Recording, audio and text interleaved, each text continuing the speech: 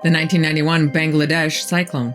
138,000 souls lost. The 2004 Indian Ocean tsunami. 230,000 people washed away in an instant. The 1931 China floods. When all is said and done, somewhere between 1 and 4 million people perish.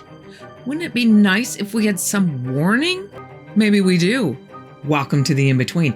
I'm Carol Ann, and this episode attempts to answer the question, is there such a thing as a harbinger of doom?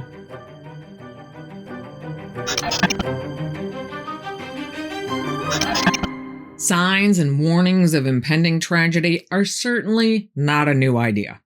In ancient times, comets were often regarded as ominous harbingers of change, disaster, or divine messages.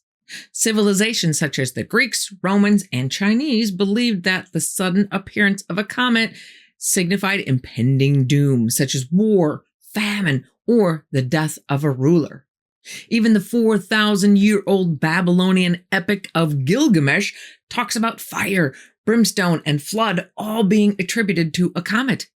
In England, the comet Negra was blamed for the Black Death that killed 25 to 50 million people in 4 years, from 1347 to 1351. So the next time a big one rolls around, Halley's Comet in 1456, Pope Calixtus III is right on top of the problem and excommunicates the comet as an instrument of the devil. I'm sure that showed it who's boss. Also, there are harbingers of personal doom, like the infamous screaming banshee of Irish and Scottish folklore. Sometimes beautiful, sometimes hideous, just there to let you know that someone in your family is about to die.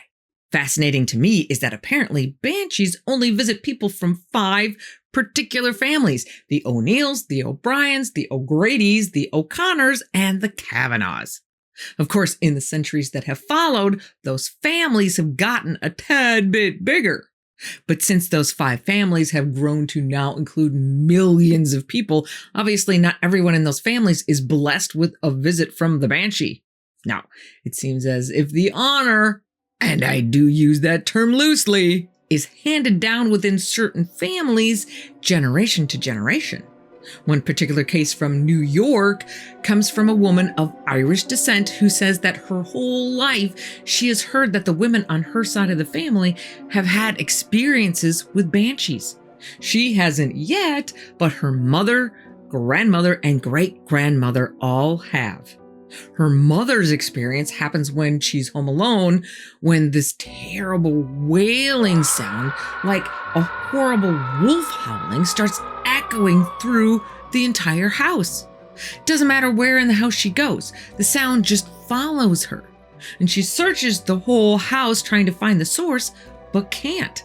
After an hour or so of this creepy, disembodied howling, right before her mother, who would be Grandma, comes home, it stops. The mom, terrified and waiting outside, explains to Grandma what happened. Grandma is very chill about the whole thing and explains to Mom how their family is cursed with the cry of the banshee. A few days later, Great-Grandma passes away. And then there are omens of tough times on the horizon for humanity in general, like the wild hunt from European folklore.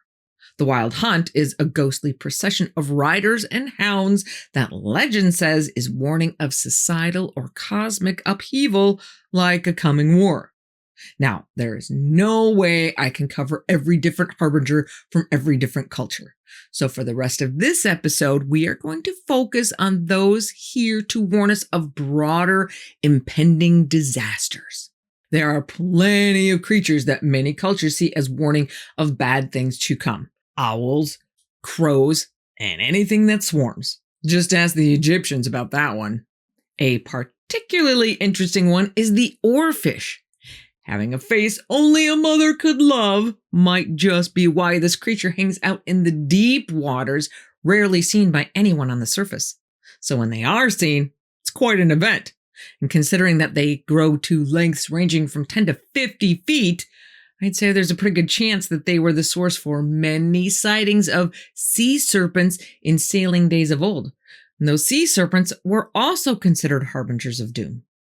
Oarfish are especially near and dear to the Japanese, where an oarfish sighting is considered to be a message from the sea god warning of an impending earthquake or tsunami. Interestingly enough, Japanese beaches witnessed a big influx of these creatures washing ashore in the spring of 2010 and the spring of 2011, right before the Tohoku earthquake and tsunami on March 11th, 2011. And it's not just Japan. Chile and the Philippines have also reported these strange visitors to the surface before significant seismic events. But unlike some of the portenders of doom we haven't gotten to yet, there might just be a scientific explanation for these guys. Since they are wanderers of the deepest ocean depths, anywhere from 600 to 3,300 feet deep, the theory is that they are sensitive to changes in sea pressure that might happen before an impending earthquake, making them a little crazy and sending them floating to the surface. But let's dive into the more fantastical list of entities that have been connected with specific tragedies. I know many of you out there are familiar with Moth Man and the accounts that portray it as a warning to the people of Point Pleasant, West Virginia about the horrific collapse of the Silver Bridge on December 15th, 1967. I promise I will do a deeper dive into Mothman himself in a future episode, but for today, I'm going to just do a brief overview for anyone out there not familiar with his story. Mothman's story starts on November 15th, 1966, just outside Point Pleasant, when two young couples, Roger and Linda Scarberry and Steve and Mary Millette, are driving by an old World War II munitions factory that is surrounded with dense woods and wetlands. As they're driving, they see a creature standing over 6 feet tall with a wingspan of over 10 feet with glowing red eyes that seem to reflect light like a bike reflector. The creature takes to the sky and follows their car, flying at speeds of over 100 miles an hour as they're trying to drive away. They are so freaked that they just drive straight to the local sheriff, who takes their statement, noting how genuinely terrified they all seem to be. Word of the sighting sparks a wave of similar reports over the following months as more people recount their encounters with presumably the same creature, with descriptions of the humanoid body, the large wings, and bright red eyes staying consistent across all accounts. Some witnesses also describe strange behaviors, such as the creature perching on rooftops or trees and emitting high-pitched screeches. The abandoned munitions plant, also called the TNT area, quickly gains a reputation as the Mothman's home because so many reports are coming from around the same location. Adding fuel to the fire, people in town are reporting other mysterious phenomena like UFOs, weird lights in the sky, and strange phone calls with eerie beeping or static noises. Needless to say, the combination of these events fuels all kinds of rumors and has a tight-knit community a little on edge. On December 15th, 1967, the Silver Bridge, which connected Point Pleasant to Gallipolis, Ohio, collapses during rush hour traffic. The disaster claims 46 lives when the suspension bridge, built in 1928, fails with no prior warning. One of the worst infrastructure disasters in U.S. history at the time. After the bridge collapse, reports of Mothman sightings abruptly stop, leading many to speculate that the creature's presence had been a forewarning of the bridge's failure. Now, whether you believe the skeptics who attribute the sightings to misidentified animals such as large owls or sandhill cranes, or you believe that this creature is something beyond our understanding sent here from someplace else as a warning beacon, the people of Point Pleasant have welcomed Mothman into their city's lore with an annual Mothman festival, his own statue, and a museum dedicated to the legend. The next messenger on our list of doom, and staying right here in North America, is the Rouge, the red dwarf or red demon of Detroit. Sightings of this pint-sized package of trouble started from the very beginning, around 1701, when Antoine de Lamothe Cadillac, or in English, Cadillac, like the car that would eventually be named after him. Helped establish Fort Pontchartrain for the French, which would eventually grow into the Detroit we know today. But let's back up for a minute. Before Cadillac even leaves Quebec to take the job of building Fort Pontchartrain, he's at a party where a fortune teller warns him that he's going to encounter a demon on his next adventure. She tells him that if he's nice to it, his reward will be discovering a city to rival all French cities. If he's not, you guessed it, lifelong trouble. Cadillac leaves the very next day for his trek to the area that would eventually become Michigan to find an area to build the fort.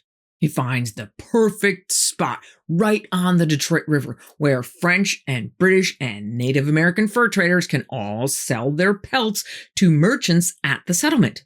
But the Native Americans warn their fur trading competitors that the area they are in is the home of unseen spiritual entities that guard the forest. Cadillac becomes governor of the settlement, which prospers for years, when one day he encounters this dwarfish, malevolent figure with fiery red eyes, sharp teeth, a sinister grin, and a mocking demeanor. Well, our highly statured friend Antoine has no time for this kind of supernatural nonsense and smacks it with his cane. Big mistake. The impish figure is none too happy about that reaction and curses Cadillac and his little settlement. And it doesn't take long before Cadillac is removed from his position as governor under accusations of corruption and mismanagement, forcing him to leave the settlement he had worked so hard to establish. And his later years didn't get any better, plagued by financial troubles and legal disputes, keeping him far away from the power and prosperity he once enjoyed. But true to his word, the Nain Rouge continues to make his presence known before some of the toughest moments in Detroit's history. One of the most well-known instances occurs before the Battle of Bloody Run in 1763. The French are out of the picture at this point, so it's just the British and Native Americans not getting along. The two sides are teed up to go to battle the next morning when the Nain Rouge is seen by British soldiers dancing on the banks of the Detroit River, laughing and mocking them. Sure enough, the next morning, the British are trounced by the Native Americans. Fast forward a couple of decades, and the Nain Rouge is spotted again in 1805, darting through the streets of the city, its fiery eyes providing just a small clue of the impending disaster. Soon after, on the morning of June 11th, a fire starts out in John Harvey's barn that takes out the entire city, with the exception of a fort on the hill and a warehouse down by the river. Fast forward again to the early 20th century, the Nain Rouge is spotted shortly before a series of factory accidents and labor strikes that paralyze the city's growing industrial area, seemingly reveling in the chaos. And while I would say that the Nain Rouge fell down on the job for a little while in the second half of the 20th century, and despite there being no recent sightings, his promise of bad luck for Detroit is back. We're not doing that great lately. So in 2010, residents of the city started hosting the annual March of the Nain Rouge, a parade meant to drive the creature out of Detroit to ensure a prosperous year ahead. Participants dress up like the Nain Rouge, turning the legend into a lighthearted and celebratory event. While some Detroit residents regard the Nain Rouge as a humorous relic of local folklore, others don't find it very funny. I don't know, Detroit. Maybe you might want to start leaving out a few more cookies at night. Now, from the confines of the US, we are going to bust out all the way over to Fryberg, Germany. But I have to warn you about this one. There's absolutely nothing to back up this story, which does not bode well for its authenticity. But it's such a great story. Fryberg is an industrial city in the southwest corner of Germany, right next to the border to France, known for its silver and mineral mining. And it's at one of these mines where a group of miners reported for yet another grueling workday as they did every day. But this day would be a little different. As the men arrived on schedule, just before 7 a.m. on September 10th, 1978, they were met by a man in a black trench coat standing in front of the entrance to the mine. The miners stopped for a moment, but then continued toward the mine, figuring that they'll just figure out what this guy wants. As they get closer, the man in the trench coat opens the trench coat, which isn't a trench coat, and unfurls these huge black wings and lets out this inhuman shriek that likely haunts anyone who heard it still alive today. The witnesses describe the sound as a cross between a sound like 50 people screaming and a train in peril trying to break at the sight of a twisted rail. Once the creature was finished with its ungodly wail, it folded its wings back up and just stood there. Exactly as I would have done had I been there. The men decide we're not going anywhere near that thing and instead opt to try and wait it out. They kind of putz around on the outside, cleaning up, keeping a fair distance from whatever that thing is for about an hour when an explosion rocks the ground right under their feet. Flames and smoke come pouring out of the mouth of the mine, and the winged creature is gone. 21 men would have been inside that mine had they not decided to give the winged creature some space, and all 21 would have died in the explosion. Move ahead 6 months, and only 6 of the 21 workers on that crew are still on the job. Of the 15 no longer working there, 2 of them, apparently the 2 most determined to share the details of their encounter with the world, somehow go completely broke and die suddenly, while the others are crippled with psychiatric problems, including nightmares of that fateful day. Why does that not surprise me?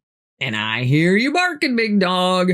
Sounds an awful lot like Mothman, right? Well, hold that thought because we are not done with our Harbinger 2025 World Tour. One last dark messenger takes us up to Mother Russia. But before we go there, and since we're on the subject of shriekers, I don't know about you guys, but I find that I can't turn on the mainstream media news without either A, having to sit and listen to a bunch of people shrieking at each other, or B, I start shrieking at the TV because of the obvious bias pouring out of the news person's mouth.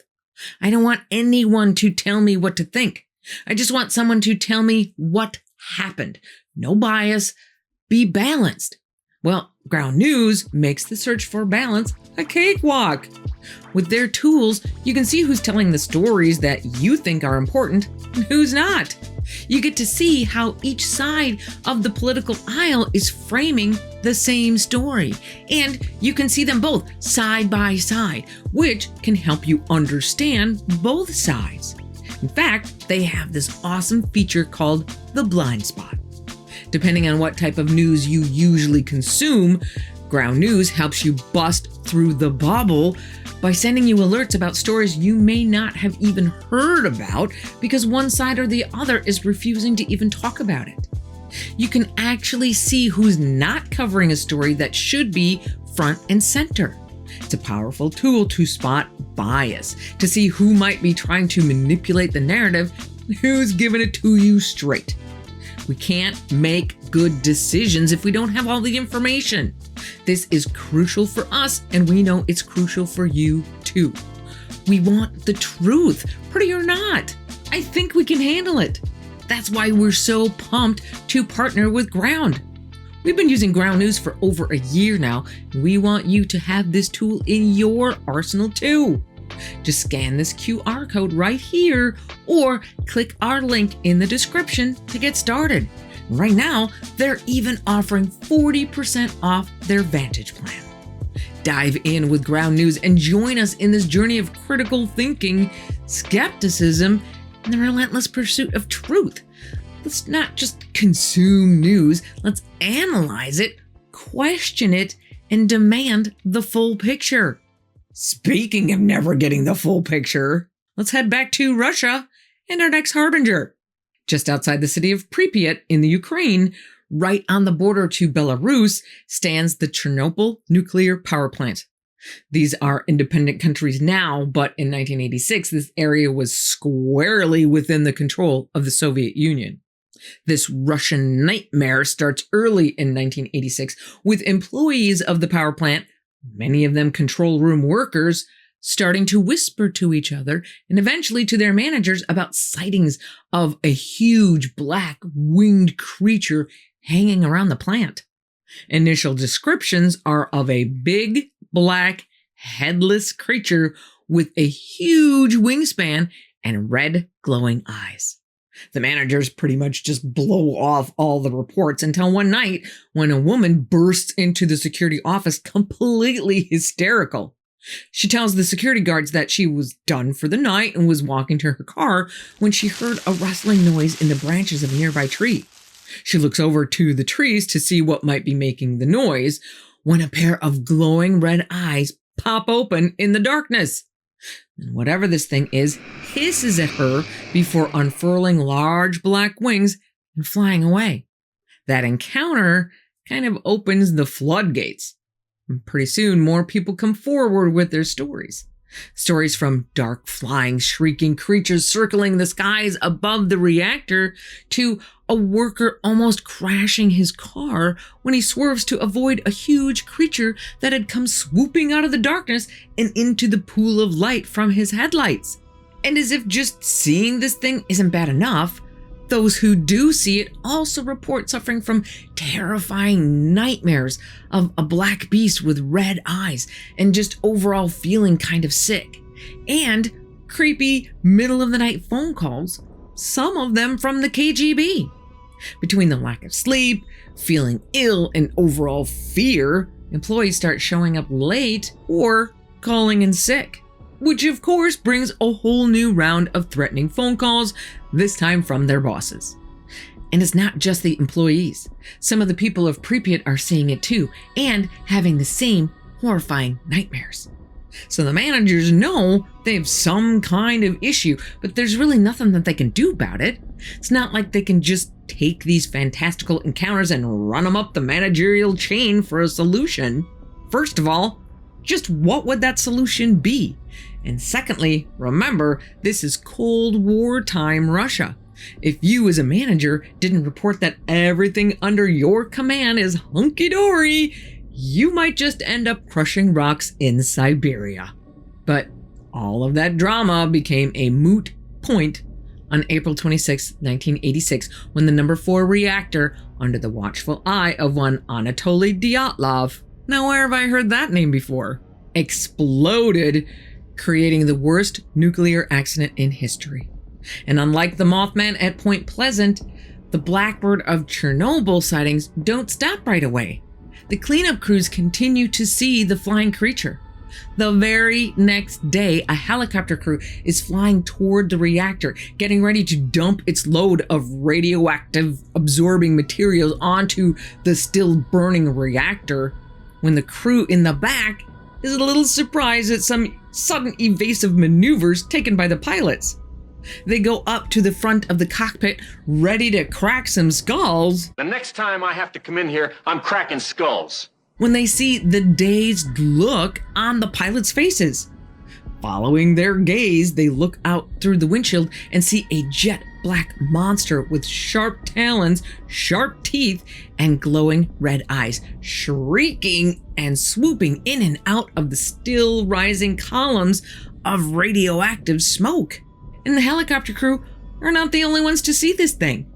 Many people on the ground, heroically trying to stop the flow of radiation, reported being harassed by this creature, flying through the columns of smoke and swooping over their heads on the ground.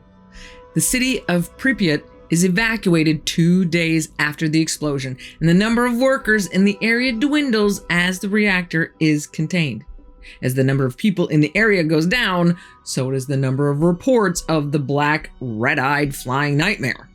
Now, whether that's because the monster decided its work is done there, or because there's just no one left to witness it is anyone's guess.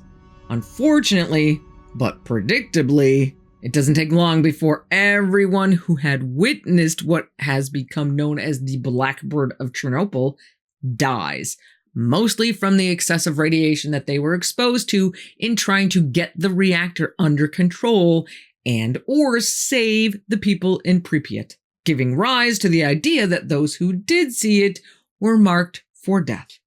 So, there are no more witnesses to interview, and any records having to do with the statements given by the employees seem to have disappeared in the chaotic aftermath. So this one also has no way to be verified. However, the witness statements had to have made it at least partway up the official chain of command because the government has responded. The official explanation is that those people saw a black stork, a bird that stands about 3 feet tall with a 6-foot wingspan. Black storks are native to the area, but they're also endangered, so generally not seen too often. But that has to be what they saw, right? Now, I can't say that I feel very good about giving you 2 stories that are totally unverifiable, so I'm going to give you one more story that is 100% verified, and as a bonus, will make your creepy meter peg off the charts. It's a beautiful fall evening in Sydney, Australia, as the Godson family, John, Jenny, and their 2 boys, Damien, who's 6, and Craig, who's 4, meander around the grounds of an amusement park called Luna Park.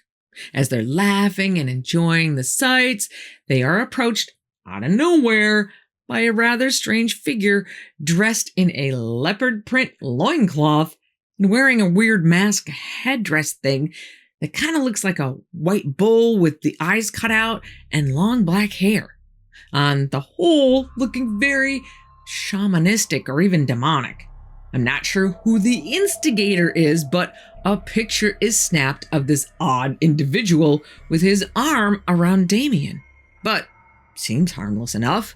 And then the stranger disappears as quickly as he had appeared. Well, whatever. The Godson family goes on to enjoy the rest of the evening until it's just after 10 o'clock. They have 4 ride tickets left, so they decide that their last ride of the night is going to be on the ghost train. The ghost train is this ride where the riders get into a car that takes them inside of a structure that is almost completely dark inside. As the car goes around the track, various jump scares and effects are used to try and creep out the riders, who are eventually brought back to the beginning. The Godson family is patiently standing in line when Jenny, the mom, gets a hankering for some ice cream. So she tells John, "Stay in line with the boys, I'll be right back." But the line moves while she's gone, and for reasons that Jenny will never understand, John decides to take the 2 boys on the ride without her. By the time Jenny returns, black smoke and fire is pouring from the openings of the building. And it doesn't take long before Jenny's worst fears are confirmed.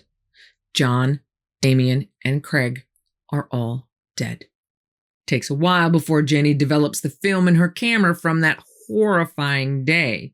When she does, she sees that picture with the ominous man in the mask. Jenny calls Luna Park to find out who that person is, only to be told that the park does not have any employees wearing a costume like that at the park. So who was this guy? Well, some people have speculated based on his bizarre headdress that he was some kind of Moloch figure. Who's Moloch? Well, he's an ancient Canaanite god who is usually depicted with the body of a man and the head of a bull, to whom child sacrifices were given. Sacrificed how? By fire.